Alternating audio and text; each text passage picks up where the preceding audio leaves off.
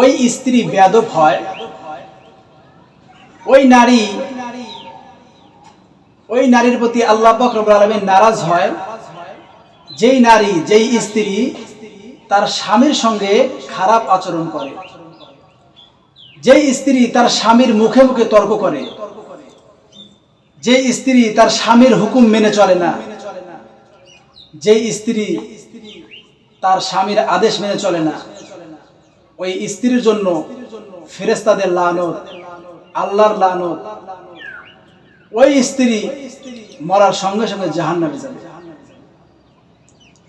স্বামী এমন একজন, স্বামীকে আল্লাহ পাক রব্বুল আলামিন এমন একটা সম্মান দিয়েছে, আল্লাহ পাক রব্বুল আলামিন নিজে বলেছে, যদি আমি ব্যতীত কাউকে যদি সিজদা দেওয়ার অনুমতি থাকতো, তাহলে আমি স্বয়ং আল্লাহ তাআলা প্রত্যেকটা স্ত্রীকে তার স্বামীকে সিজদা দেওয়ার আদেশ দিতাম।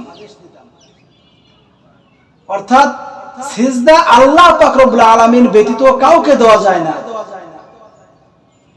আল্লাহ পাক রব্বুল আলামিন বলতেছে যে আমি স্বামীকে সিজদা দেওয়ার কথা ওই স্ত্রীকে আদেশ করতাম যদি আমাকে সিজদা দেওয়া ব্যতীত অন্য কাউকে দেওয়া যাইতো, কিন্তু সিজদার প্রাপ্ত একমাত্র আমার আল্লাহ পাক রব্বুল আলামিন।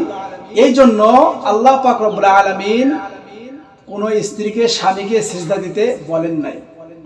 আজ আমরা স্ত্রী স্বামীর সঙ্গে অতর্ক ভাষায় কথা বলি, স্বামীর সঙ্গে কড়া মেজাজে কথা বলি, স্বামীকে টিক্কা দিয়ে চলি, স্বামীর আদেশ মেনে চলতে পারি না, স্বামীর মুখে মুখে তর্ক করি। ও বোন, ও মা গো, তুমি কি একদিন এই দুনিয়া ছেড়ে চলে যাবে না? তোমাকে একদিন কি এই দুনিয়া ছেড়ে অন্ধকার কবরে যাইতে হবে না? যদি আল্লাহ পাক রব্বুল আলামিন তোমাকে মরার পরে প্রশ্ন করে তুমি তোমার স্বামীর সঙ্গে কেমন আচরণ করেছো, কেমন ব্যবহার করেছো, তখন তুমি কি উত্তর দিবা?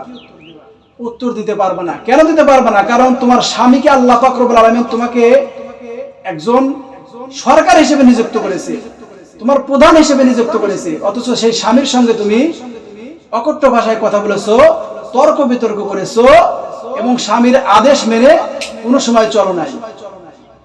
তোমার কি মরণের কথা স্মরণ হয় না? তোমার কি কবরের কথা চিন্তা হয় না? তোমার কি কবরের আযাবের কথা স্মরণ হয় না? তুমি কি এই দুনিয়া ছেড়ে একদিন অন্ধকার কবরে যাইবে না?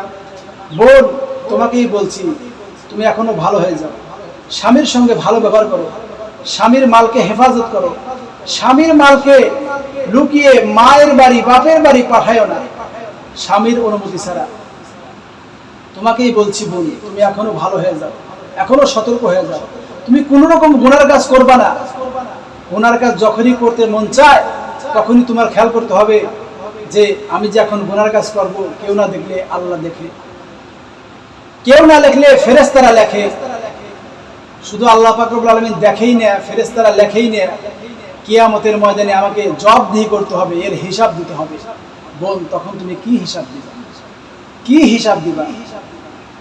তোমার দুটি পায়ে পড়ি, তোমার কাছে আমার অনুরোধ, তুমি ভালো হয়ে যাও, তুমি দিনের পথে চলো, তুমি বেপরদায় ঘোরাফেরা করো না, স্বামীর অবাধ্য হয়েও না, তুমি মানুষের গীবত শিকার নিয়ে পড়ে থেকো না, তুমি শাশুড়ির সঙ্গে খারাপ আচরণ করো না, শাশুড়ি বেটার বউর সঙ্গে খারাপ আচরণ করা যাবে না।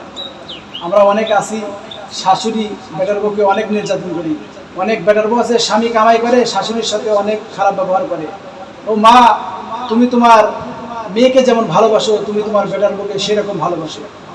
আর সেই বেটার বউকে বলতেছি, সে যেন তার মাকে যেমন ভালোবাসে, সে যেন তার শাশুড়িকে মায়ের মতো ভালোবাসে।